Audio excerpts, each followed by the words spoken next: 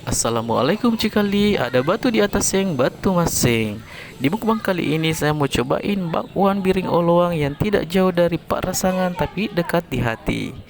Kalau saya lihat dan taser-taser penampakan bakwan ini, alias koyok bahasa Inggrisnya, sedikit garing, crunchy, lezat dan bergizi dan eksotis ditambah sausnya yang berwarna kuning dan encer yang sangat menambah dan memacu adrenalinku untuk membetesnya. Setelah saya siram pakai sausnya yang terus saya patitili, woi amazing sekali cikali. Rasanya sampai ke ubun-ubun. Pokoknya sangat mantap jiwa, tahu wah. Oh iya, saya juga di sini masih ada sisa ayam crispy yang sedikit agak kacimat, tapi masih rapo-rapo dan crunchy.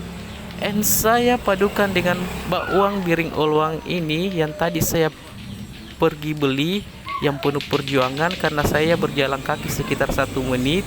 Oh dende, jap mangan jaki.